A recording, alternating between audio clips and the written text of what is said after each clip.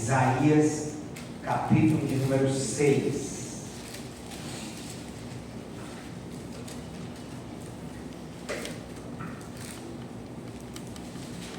A partir do versículo 1 em diante.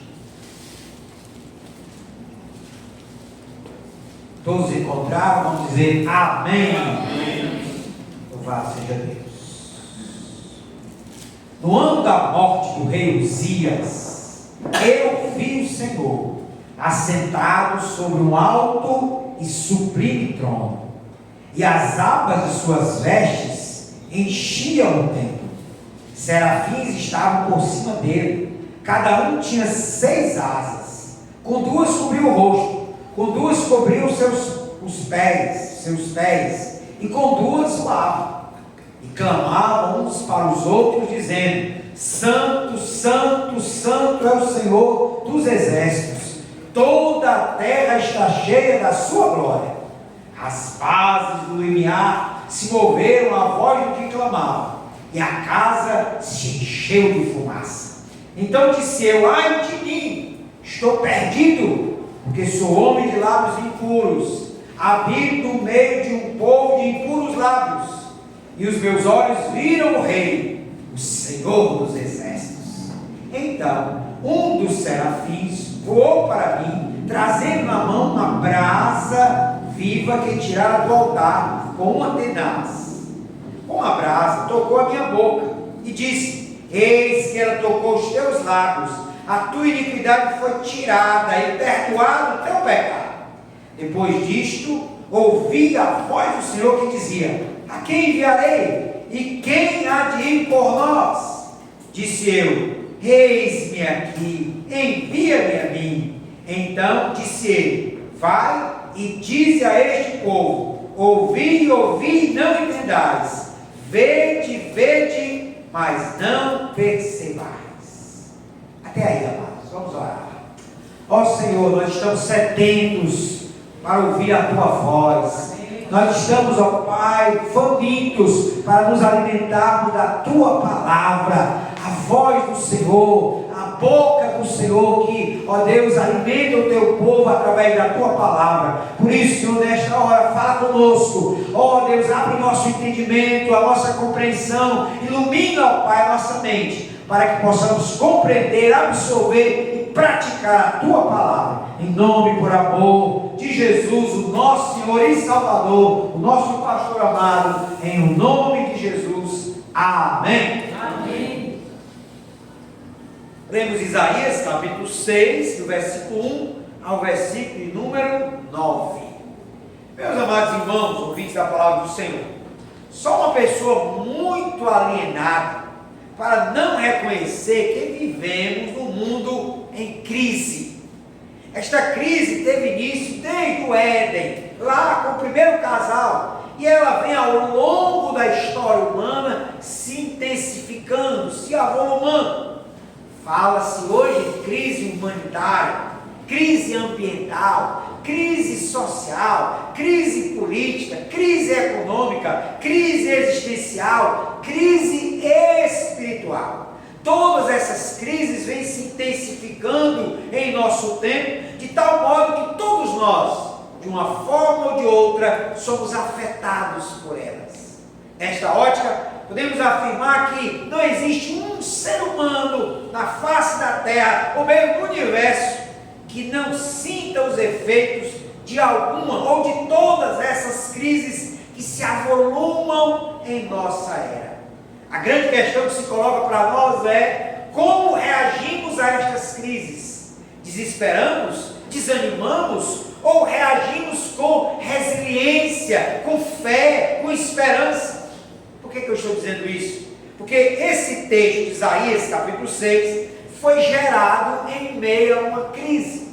O texto nos diz que Uzias morreu, e foi no ano da morte do rei Uzias que Isaías, o profeta, teve esta visão. Israel, Judá em especial, vivia uma crise porque a Síria era um reino poderoso que pressionava Israel, que a cada vez mais pressionava Israel para tomar a terra do povo judeu para eles. Mas não somente isso, o rei Uzias tinha vivido um período de prosperidade, um período de piedade, mas ele morrera. E como ele morreu, havia incerteza, havia dúvida se Israel, se Judá sobreviveria, se o povo judeu poderia prosperar, poderia continuar existindo em meio às tantas pressões, em meio às tantas crises, em meio a impérios que se levantavam para de alguma forma pressionar e fazer com que o povo de Israel sucumbisse. E aí então, diante dessa crise, da incerteza da morte do rei Uzias, da incerteza se Israel sobreviveria ou não em meio às pressões da Síria e dos povos que se agigantavam naquele tempo, que Isaías tem esta visão. E aí, a partir da visão de Isaías, é que nós podemos também aprender como enfrentamos as crises, como a partir da visão que Isaías teve, como nós podemos enfrentar, reagir diante das crises que acontecem em nosso tempo e em nosso mundo. Portanto, mantenha sua Bíblia aberta e veja comigo como a visão de Isaías, a visão integral de Isaías, abarca todas as dimensões da vida e que de alguma forma nos ensinam como enfrentamos as crises que acontecem, seja na nossa vida pessoal, seja no mundo pelo qual nós existimos. Vamos então ler Isaías capítulo 6, e nós vamos acompanhar primeiro esses 4 primeiros versículos para tirarmos aqui a nossa primeira lição: como reagimos em meio às crises, como enfrentamos as crises, como superamos as crises com a visão do profeta Isaías. Diz o versículo 1: no ano da morte do rei Uzias, eu vi o Senhor, primeiro, assentado sobre um alto e sublime trono, e as abas de suas vestes enchiam o templo. Serafins estavam por cima dele, cada um tinha 6 asas, com 2 cobriam o rosto, com 2 cobriam os seus pés, e com 2 voava, e clamavam uns aos outros, dizendo: Santo, Santo, Santo é o Senhor dos exércitos, toda a terra está cheia da sua glória. As bases do limiar se moveram à voz do que clamava, e a casa se encheu de fumaça. O profeta inicia a sua visão, descrevendo que sim, no ano da morte do rei Uzias, ele viu o Senhor. Mas ele não viu o Senhor tão somente no céu, ele não teve tão somente uma visão mística, metafísica de Deus. Diz o texto sagrado que ele viu o Senhor assentado sobre um alto e sublime trono. Isso significa dizer que no reinado de Israel, Uzias era morto, o trono humano, terreno, estava vazio, mas o trono do universo ainda estava pleno, ainda havia alguém, havia um ser poderoso, soberano, que estava assentado sobre o trono maior, não o trono de Uzias, mas o trono do universo, um alto e sublime trono. E esse ser era o Deus Todo-Poderoso. Amém, amados? Daí é que Isaías aqui nos mostra, através dessa visão, que Deus é esse que ele vê nesta visão. E aí nós podemos aprender preciosas lições a partir disso. É porque aqui ele mostra para a gente que esse Deus está assentado sobre um alto e sublime trono. Portanto, é um Deus soberano, é um Deus todo-poderoso, é um Deus que detém todo o poder do universo. Meus amados, nós aqui entendemos que Isaías está mostrando para nós que, apesar de Uzias ser morto, apesar de o trono terreno de Uzias estar vazio, mas o trono do Deus que domina tudo, todos, está ocupado pelo Senhor, o Deus poderoso, o Deus soberano, o Deus que tem o controle de todas as coisas. Meus amados, que coisa preciosa, porque Isaías estava vendo aqui, vivendo uma incerteza, vivendo uma incógnita, uma dúvida. Quem ocupará o trono de Uzias? Quem nos protegerá? Quem estará de alguma forma reinando sobre Israel, para que a Síria, para que os outros governos, os outros impérios não Isaías tem essa visão mostrando, Deus mostrando para ele, que Deus ainda estava e sempre estará no controle, no domínio sobre todas as coisas, porque Ele é o Deus soberano, Ele é o Deus todo-poderoso, Ele é o Senhor. Amém, igreja? E coisa preciosa, porque, amados irmãos, nós, calvinistas em especial, temos esta visão da soberania de Deus. Deus, Ele está no controle de todas as coisas. Por mais que a vida nos surpreenda, por mais que hajam crises, por mais que hajam dificuldades, por mais que hajam barreiras, por mais que hajam tempestades na minha, na sua vida ou no mundo todo, mas temos a plena convicção de que Deus está no controle de todas as coisas, porque ainda há um Deus sobre o trono do universo. Amém, amados? Louvado seja o nome do Senhor. Esse texto nos mostra não somente essa soberania de Deus, porque Ele está no alto e sublime trono, mas o versículo de número 3 também nos revela que esse Deus tem uma característica especial. Olha lá o que é que diz, os serafins dizem a partir do versículo 3: e clamavam uns para os outros, dizendo: Santo, Santo, Santo é o Senhor dos exércitos, toda a terra está cheia da sua glória. Isaías, aqui nesta visão, não somente nos mostra um Deus que é soberano, portanto Ele está no alto e sublime trono, mas também nos revela que esse Deus tem uma característica especial, tem um atributo que é chamado o atributo dos atributos de Deus. Deus, Ele é santo. Santo, santo, santo. 3 vezes santos. Mas o que significa isso, meus amados irmãos? O que significa a santidade de Deus? Que os teólogos gostam de destacar como o atributo dos atributos, o maior atributo de Deus seria a santidade. Kadosh, né, a expressão em hebraico. É a ideia de que Deus, Ele é separado, Ele é único, Ele é Senhor, Ele é diferenciado, Ele é um Deus que existe por si mesmo. Portanto, a santidade de Deus é essa singularidade de Deus, porque Deus, Ele é único, Ele existe por si mesmo, Ele é o grande eu sou, Ele é aquele que pode dizer, né, antes que Abraão existisse, eu sou. Quando Moisés perguntou a ele, né, lá no livro de Êxodo, capítulo 3, quem eu direi ao povo de Israel que está me enviando? Que Deus é este? E ele disse, eu sou. Você dirá ao povo de Israel que eu sou, né, enviou-me a vós outros. Deus é este, o Yahvé, o Jeová, aquele que é por si mesmo, aquele que existe por si mesmo. Portanto, Ele é o totalmente outro, Ele é o Santo de Israel, Ele é aquele que é diferenciado, o Deus único, o Deus verdadeiro. Por isso que uma das questões que Deus mandou com que Israel sempre lembrasse é aquilo que, né, está lá registrado no capítulo 6 de Deuteronômio: ouve, ó Israel, o Senhor é o teu único Deus. Ouve, ó Israel, né?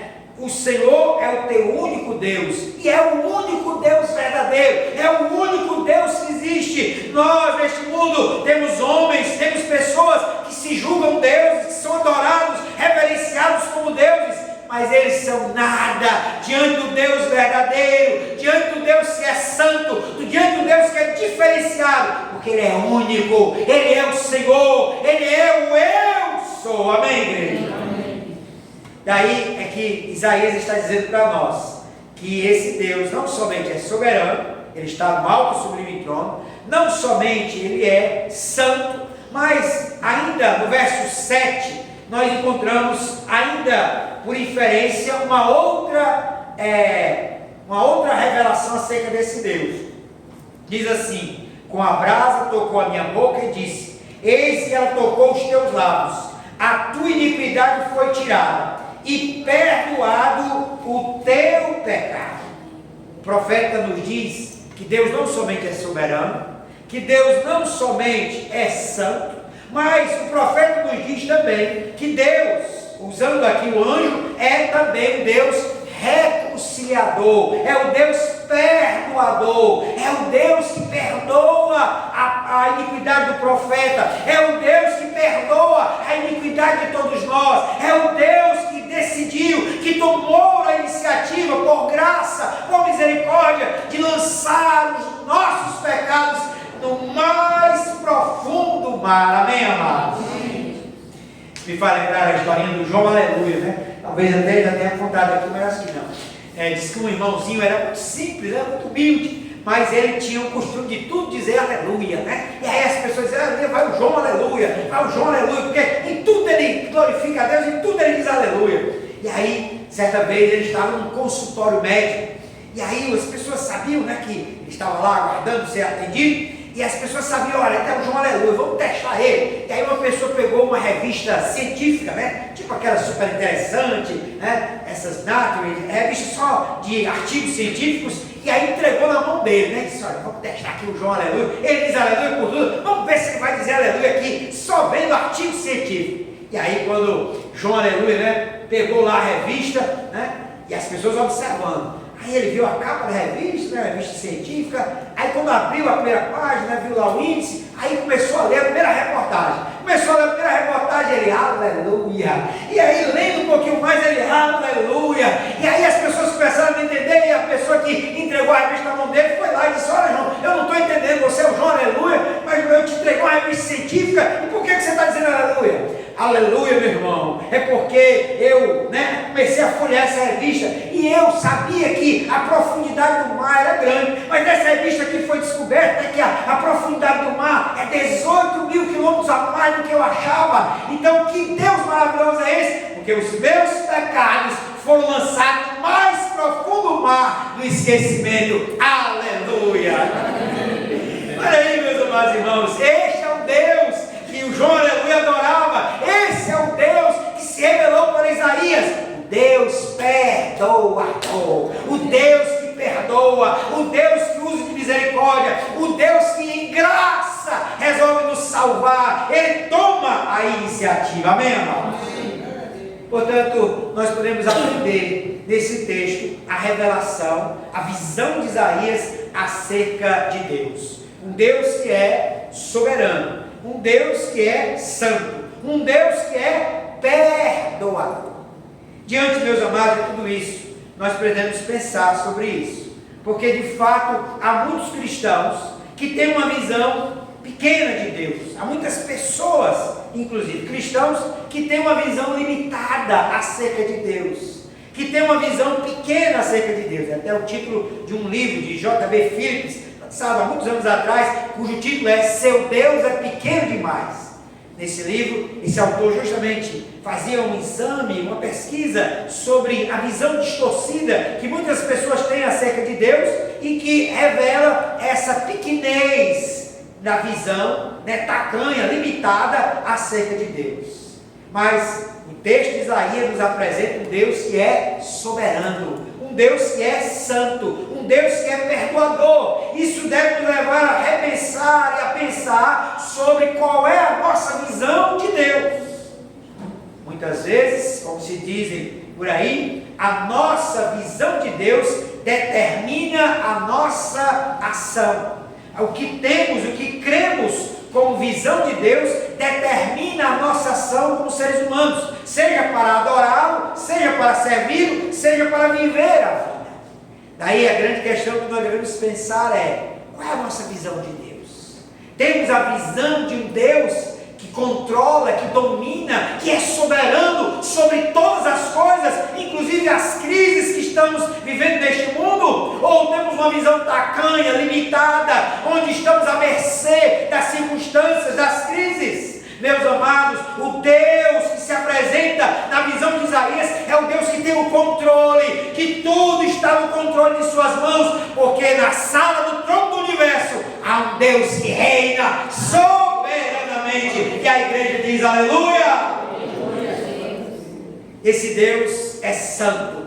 Portanto, se Deus é santo, totalmente diferenciado, Ele exige também que nós, que o conhecemos, o sirvamos de maneira diferenciada, o sirvamos de maneira santa. A Bíblia diz, sede santos, porque eu sou santo. Portanto, cada um de nós precisa viver essa santidade de Deus, viver uma vida pautada em princípios e valores que dignifiquem a Deus, que manifestem essa santidade de Deus. O apóstolo Paulo chega a dizer que nós, neste mundo de trevas, somos luzeiros. Neste mundo de trevas, nesse mundo de tantas crises, nós precisamos expressar a luz de Cristo, nós precisamos expressar a ética de Cristo, os princípios e valores do reino de Deus. Mas, meus amados irmãos, esse texto também nos ensina que esse Deus é o Deus perdoador, é o Deus que não somente é soberano, é santo, mas é também o Deus que perdoa, que escolheu graciosamente nos perdoar, que tomou a iniciativa misericordiosamente, porque não merecíamos, somos falhos, pecadores, resolveu nos salvar, resolveu nos acolher, resolveu nos perdoar. Portanto, eu e você temos 1000 motivos para celebrar esse Deus. Daí, em meio às crises, em meio às dificuldades, em meio às barreiras, em meio aos tsunamis que este mundo enfrenta, nós devemos crer e confiar no poder desse Deus que é soberano, nesse Deus que é santo, nesse Deus que é perdoador. Amém, amados? Agora o texto de Isaías continua. E aí nós podemos ver, a partir do versículo 5, não somente uma visão de Deus. Por isso nós estamos chamando esse sermão de visão integral, porque ela tanto abarca a visão de Deus, como agora, a partir do versículo 5, abarca a visão de si mesmo. Olha o que é que diz, capítulo 6, versículo 5 de Isaías. Então disse eu: ai de mim, estou perdido, porque sou homem de lábios impuros, habito no meio de um povo de impuros lábios, e os meus olhos viram o Rei, o Senhor dos Exércitos. Então um dos serafins voou para mim, trazendo na mão uma brasa viva que tiraram do altar com uma tenaz.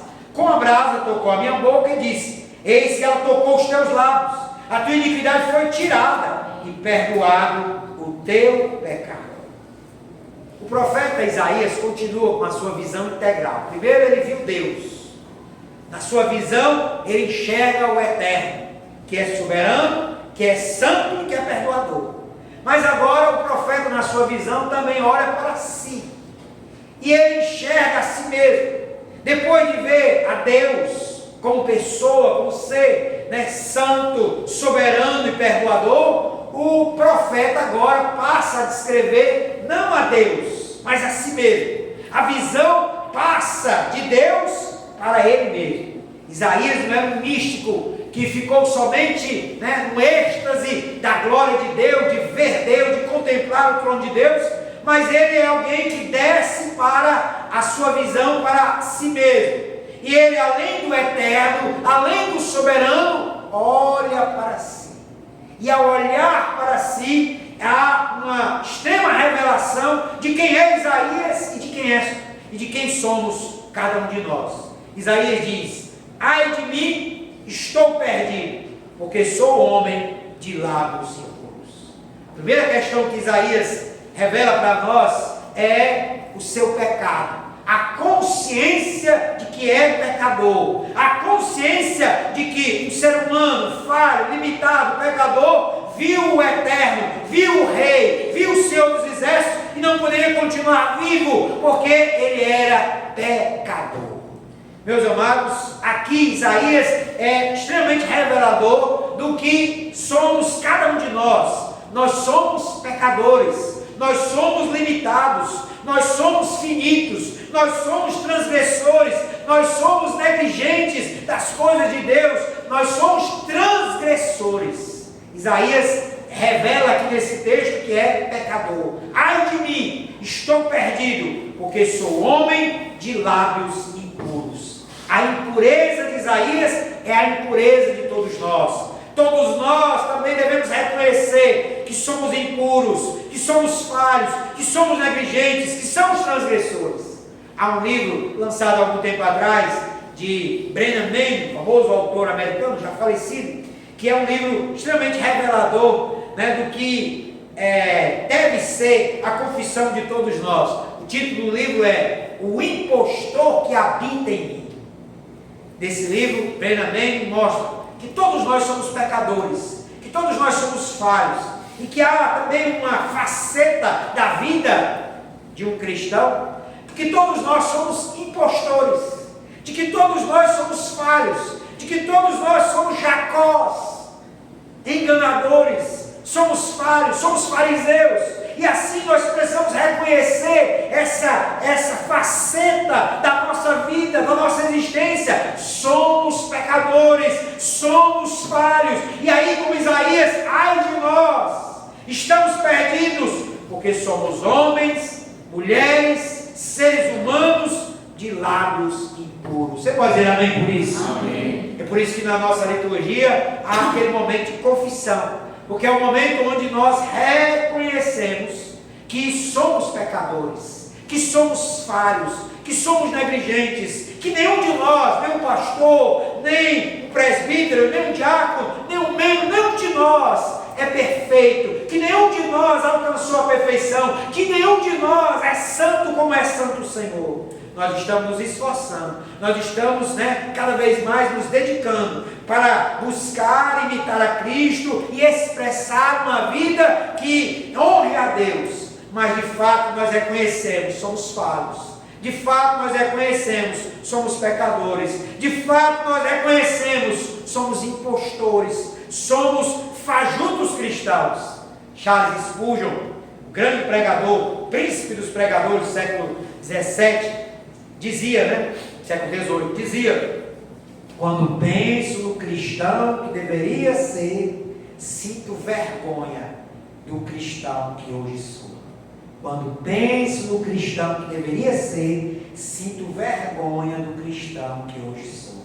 De fato, meus amados irmãos, somos falhos, somos pecadores. E Isaías reconheceu isso.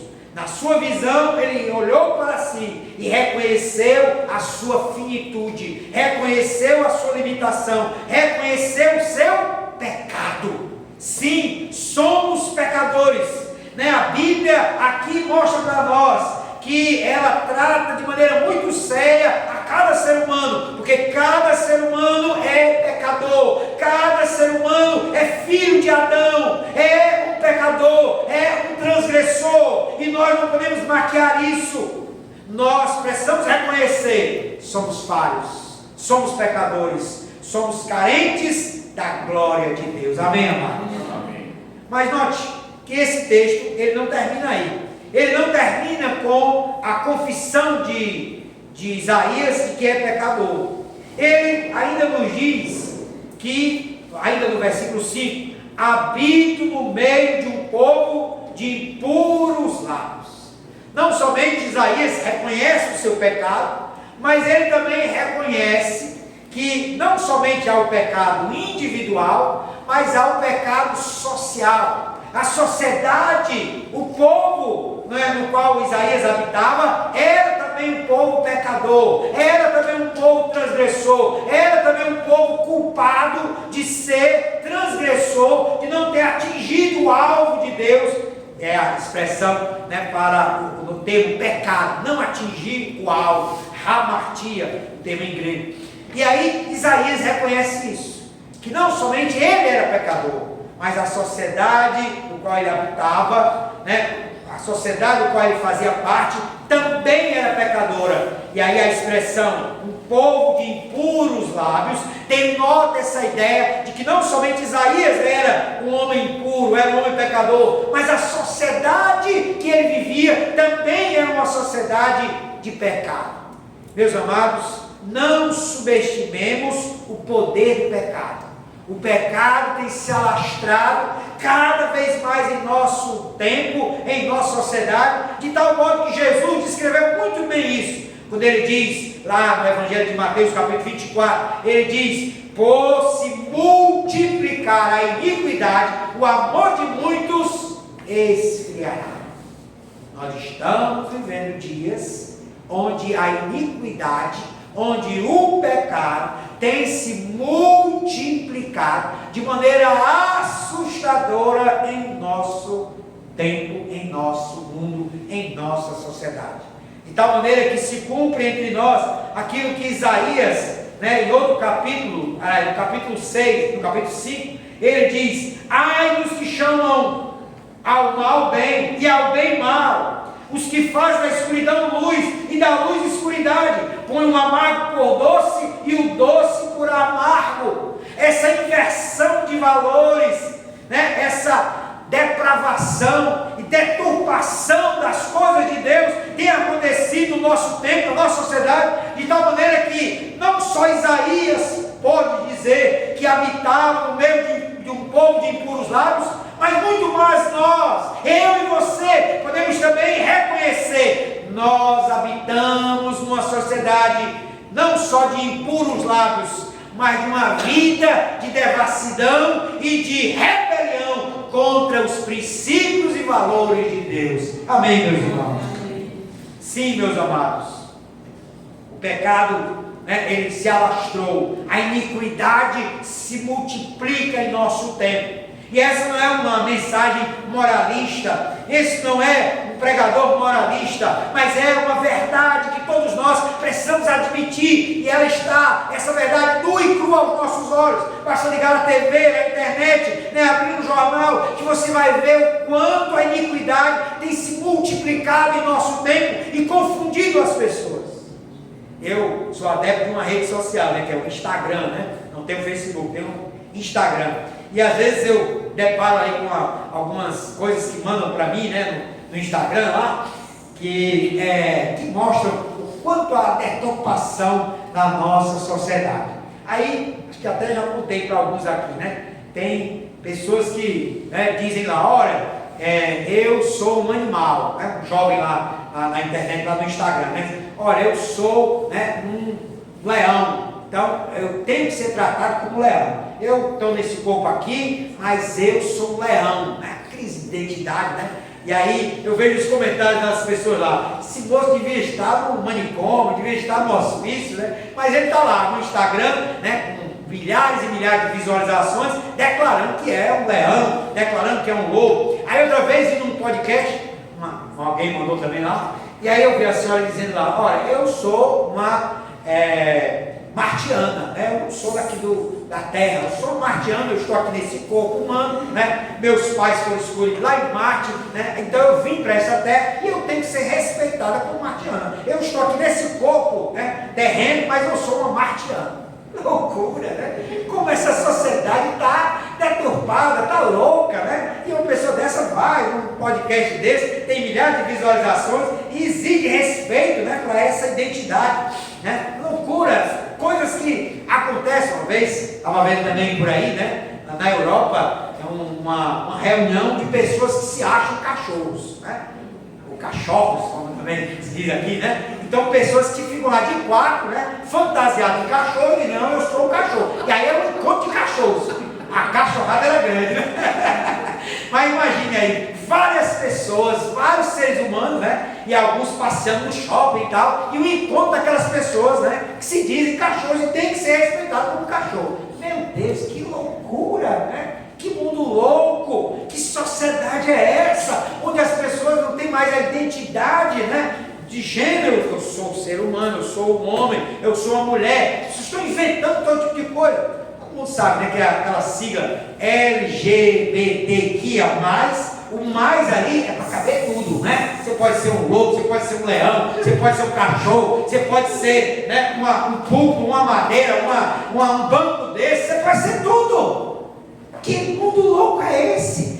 Que mundo afastado de Deus é esse? Que crise é essa existencial e de identidade que as pessoas estão vivendo? Meus amados irmãos e irmãs, nós vivemos num mundo de iniquidade, e nós, as semelhanças a isso, podemos dizer: ai de nós, porque habitamos no meio de um povo de impuros lábios. Amém, irmãos? Mas nós temos que ainda uma outra questão que Isaías mostra para nós, a partir do versículo 6 e 7, é que ele foi perdoado.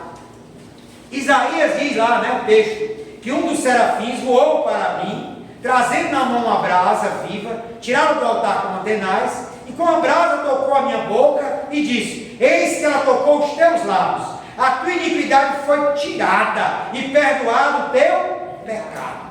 Isaías não somente se reconhece pecador, não somente reconhece que a sociedade que ele vive é pecadora, mas Isaías aqui mostra, a partir da sua experiência, que ele foi perdoado. Meus irmãos, este é o diferencial, não só de Isaías, mas de todo aquele que é um verdadeiro cristão. Um homem ou mulher que conhece a palavra de Deus, que conhece esse Deus, que conhece Jesus Cristo de Nazaré, é alguém que pode dizer: sim, eu sou pecador, mas um pecador salvo, um pecador liberto, um pecador perdoado pelo sangue de Jesus. Aleluia! Meus amados, sim, nós somos pecadores, sim, nós somos falhos, sim, habitamos uma sociedade pecaminosa, mas nós vimos o Senhor e Ele nos perdoou. Aqui Isaías, uma brasa viva do altar com tenaz foi tomada e tocou, a vida de Isaías, tocou-lhe, na sua boca e disse: eis que ela tocou os teus lábios. Aí o texto diz: a tua iniquidade foi tirada, você foi liberto e perdoado o teu pecado. A Bíblia diz: se o Filho vos libertar, verdadeiramente sereis livres. Meus amados, todo vício, toda prisão espiritual, moral, todo vício, todo pecado que escraviza em Cristo Jesus, a libertação, a liberdade. É por isso que o apóstolo Paulo diz lá em Gálatas capítulo 5: para a liberdade foi que Cristo vos chamou. Louvado seja o nome do Senhor, porque em Cristo nós somos livres, nós somos libertos, nós somos perdoados pelo seu grande sacrifício na cruz. Amém? Amém. Portanto, aqui nós temos diante de nós a visão de Isaías acerca de si mesmo. Ele se diz pecador, se declara, se confessa pecador. Ele reconhece que o ambiente social dele também é de pecado, também é de transgressão. Mas por último, ele se reconhece a partir da experiência com Deus, a partir da tenaz, que é tirada, a brasa que é tirada com a tenaz e toca a sua boca, de que ele foi perdoado. Meus irmãos, temos esta convicção. Se você conhece o Senhor, se você conhece o Evangelho de Jesus Cristo, você é alguém perdoado. Por mais que tenha havido transgressões, por mais que tenha havido pecado, por mais que você tenha sido preso aos vícios, às coisas que não agradam a Deus, mas de uma vez por todas declare: eu fui liberto, eu fui perdoado através de Jesus. Aleluia! Há perdão e libertação através de Jesus. Tudo isso deve também desencadear em nós uma profunda convicção: somos pecadores, a nossa sociedade é de pecado, mas aquele que já viu o Senhor, aquele que já conhece o Evangelho de Jesus Cristo, reconhece não somente pecador, mas reconhece-se como alguém perdoado. Perdoado pelo seu amor, perdoado por sua graça, perdoado por sua misericórdia, perdoado porque Ele tomou a iniciativa de ir à cruz para morrer por mim e por você. Amém, amado? Mas vamos terminar, porque o texto continua, e o texto agora, a partir do versículo 8 e 9, nos mostra como essa visão, ela abarca não somente Deus, ela abarca não somente a si mesmo, mas agora há uma visão do outro. Vamos ver lá, olha lá, versículo 8. Depois disto, ouvi a voz do Senhor que dizia: a quem enviarei? E quem há de ir por nós? Disse eu: eis-me aqui, envia-me a mim. Então disse eu: vai e diz a este povo: ouvi, ouvi, não entendais, vede, vede, mas não percebais. O texto da visão de Isaías é integral, porque porque não somente abarca a visão acerca de Deus, a visão acerca de si mesmo, mas Isaías é convidado a também enxergar, ver o outro, ver o seu semelhante, ver o povo. O texto diz que ele ouve uma voz de Deus, que diz: a quem enviarei e quem há de ir por nós? Deus está convocando, Deus está chamando o profeta para uma missão cujo alvo é o povo, cujo alvo é o outro. A visão de Isaías não se limita a Deus ou a si mesmo, mas Isaías também vê o outro. Portanto, Deus o incita a olhar para o outro, para o próximo, para o semelhante, para o povo. O brado ouvido pelo profeta, vindo da parte de Deus, tem pelo menos 3 aspectos importantes que eu gostaria de pensar com os irmãos. A primeira é a expressão: a quem enviarei, quem há de ir por nós? Parece querer aqui Deus despertar no profeta a consciência do outro, porque antes Deus revelara a si mesmo. Ele é o soberano, Ele é o santo, Ele é o perdoador. Deus também revelara a Isaías, e Isaías tomara consciência de si mesmo. Ele era pecador, ele habitava uma sociedade de pecado, mas ele foi perdoado. E agora Deus diz: a quem enviarei? Quem há de ir por nós? Deus desperta no profeta a consciência de que ele deve ir ao outro, de que ele deve ir ao povo, de que ele deve fazer missões, de que ele deve proclamar o perdão, a graça, a misericórdia de Deus. Daí então que Deus dá ao profeta, a partir dessa indagação, a partir dessa pergunta: quem enviarei, quem há de ir por nós? Deus dá ao profeta uma missão, uma consciência missionária acerca do outro. Deus estava chamando o profeta para ir ao seu semelhante, para ir ao povo, para ir ao outro. E é isso, meus amados irmãos, também nós devemos notar aqui, quando há essa pergunta de Deus, na primeira parte está no singular: a quem enviarei? Mas a segunda parte está no plural: quem há de ir por nós?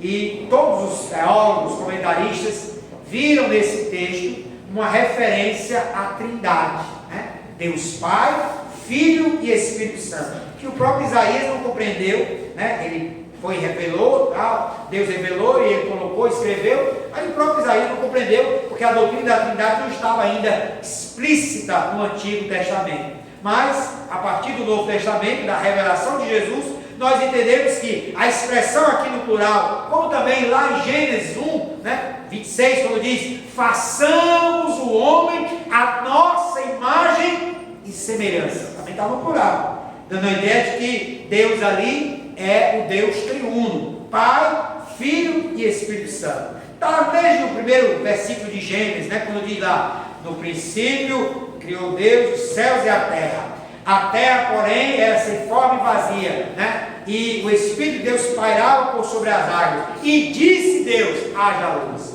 Então está ali a Trindade, primeiro, no princípio criou Deus o Criador, Deus o Pai, aí diz: a terra, porém, era sem forma e vazia, mas o Espírito de Deus pairava por sobre as águas. Olha aí a segunda pessoa, aí o texto diz: e disse Deus. Dizer é a palavra. Disse Deus. Olha aí a terceira pessoa, porque a Bíblia diz lá em João 1, no princípio era a palavra, o verbo, e o verbo estava com Deus, e o verbo era Deus. Olha aí, Gênesis 1, de 1 a 3, já há a Trindade ali. Como também em Gênesis 1, 26, façamos o homem a nossa imagem e semelhança. E aqui em Isaías 6, versículo 8: a quem há de ir por nós? É o Deus triuno perguntando, é o Deus triuno incitando o profeta à visão do outro. Ele já vira o Senhor, ele já vira a si mesmo, agora ele vê o outro, o semelhante, o povo, porque Deus está dizendo: quem há de ir por nós? Ir aonde? Ir ao povo, ir ao semelhante, ir ao povo de Israel, que precisava ouvir a voz de Deus.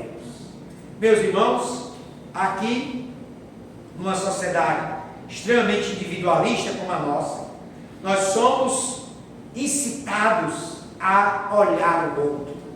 Nós falávamos no início de crises de toda sorte e como enfrentá-las. Nós, cristãos, nós, homens e mulheres que conhecemos ao Senhor, conhecemos a Sua palavra, precisamos fazer diferença em nosso tempo, enxergando o outro. Nós precisamos resgatar uma palavra que hoje em dia tem sido demodé, fora de uso, fora de moda, que é a palavra altruísmo. O que é a palavra altruísmo?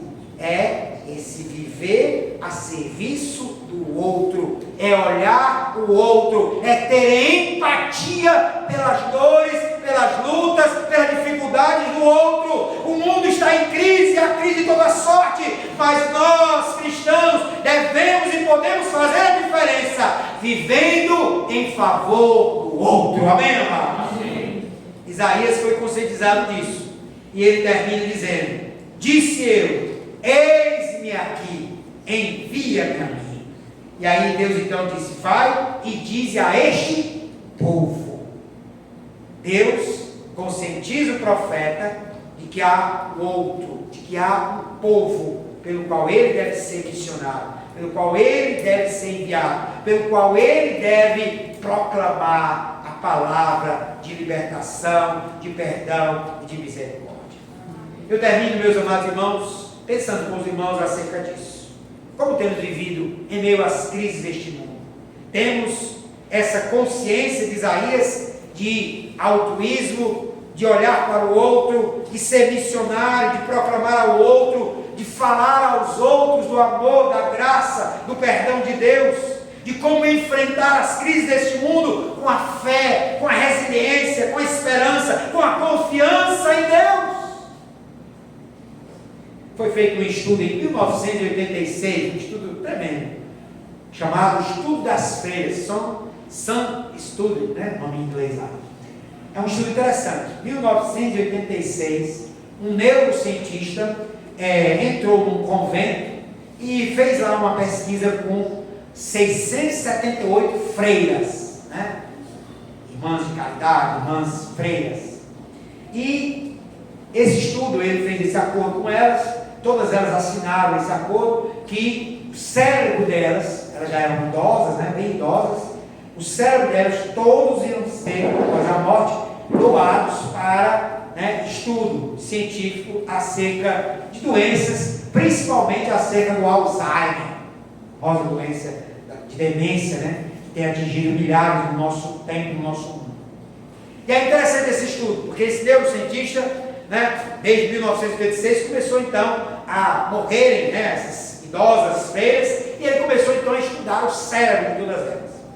E aí esse estudo chegou a uma conclusão, né? Das 678 freiras, né, que moravam naquele convento, que participaram daquele estudo, né, algumas delas manifestaram no seu cérebro sinais de Alzheimer, mas nenhuma das que foram estudadas, né, seja em vida e em morte, manifestaram Alzheimer em vida.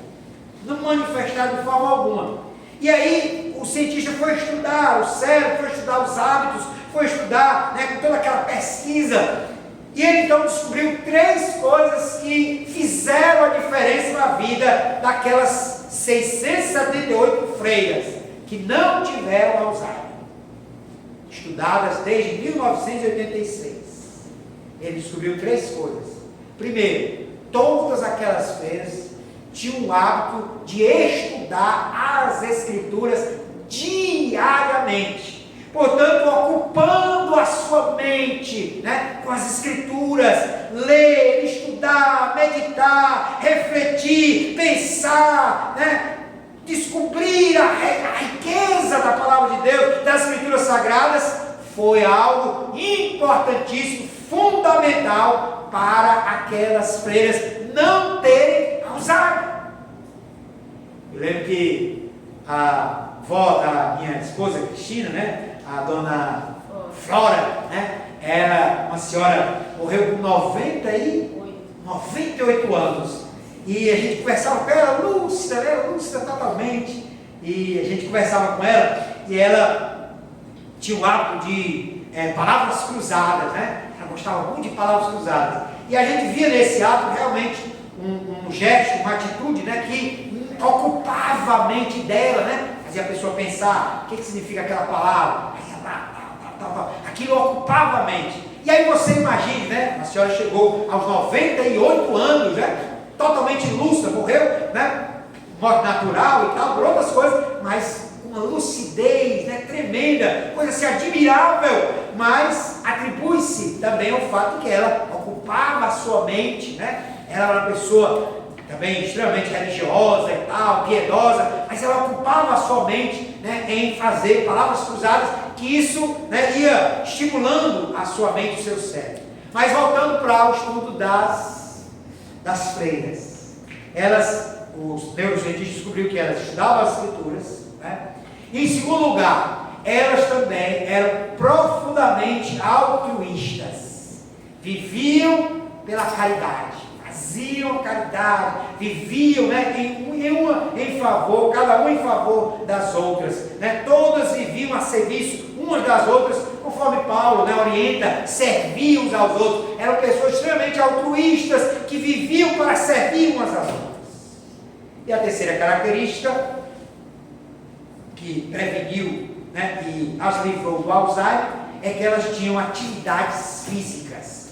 Todas elas, né, não somente liam as escrituras, cantavam, faziam as liturgias, mas também havia uma horta, onde todas elas eram diariamente chamadas a trabalhar na horta daquele convento, e assim todas elas tinham atividades físicas. Isso o neurocientista, né, concluiu no estudo que essas três coisas ajudou-as de tal modo que nenhuma delas, né, manifestou o Alzheimer. Elas liam as escrituras, elas eram altruístas e elas praticavam, né, atividades físicas. Meus irmãos, num tempo como este, numa sociedade como essa, numa crise como essa, de todas as dimensões como vimos, nós precisamos olhar para o outro, sermos empáticos, sermos altruístas e vivemos a serviço do nosso semelhante. Vamos lançar fora esse egoísmo, esse individualismo que graça em nosso tempo, e vivamos a serviço de Deus e a serviço do nosso semelhante. Amém, amados? Amém.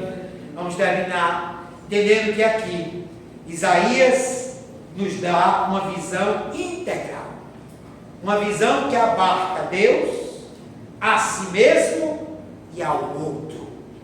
Isaías, nesse texto, nos revelou um Deus que é soberano, porque ele habita no alto e sublime trono, está sentado. Isaías nos revelou que Deus é santo e que é um Deus perdoador. Isaías teve uma visão de si mesmo, porque reconheceu-se pecador, mas também reconheceu a sociedade que habitava como uma sociedade de impuros lábios, portanto pecadora. Mas Isaías também reconheceu que foi perdoado. Por último, o texto nos mostra que a visão desemboca no outro, porque Deus incitou o profeta a ir ao povo. Deus perguntou ao profeta: quem há de ir por nós? A quem eu vou enviar? Enviar ao outro, enviar ao povo. Portanto, meus amados irmãos, a visão integral de Isaías abarca a visão correta de Deus, a visão correta de si mesmo e a visão correta do outro. Vamos orar? Baixe sua cabeça, oraremos.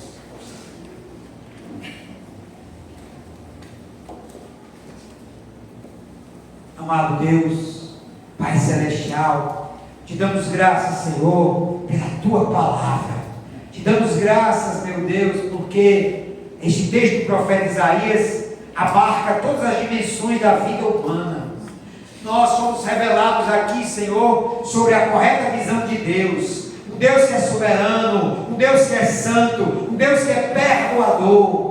Pai, nós fomos aqui também instruídos na Tua Palavra acerca da visão correta de nós mesmos, que que somos pecadores, que habitamos uma sociedade pecadora, mas que nós, aqueles que conhecem ao Senhor, fomos libertos e perdoados. Pai bendito, nós também nesse texto entendemos que precisamos olhar para os outros, que precisamos olhar para o povo, que precisamos ser altruístas, que precisamos ser solidários, que precisamos ser empáticos. Meu Pai, ajuda-nos a testemunhar, ajuda-nos a olhar para o outro com simpatia, com empatia, de tal modo que levemos a eles o Evangelho de Jesus, levemos o amor, levemos a graça, levemos o perdão, levemos a misericórdia de Deus sobre este mundo pecador. Em nome, por amor de Cristo, oramos e te agradecemos. Amém.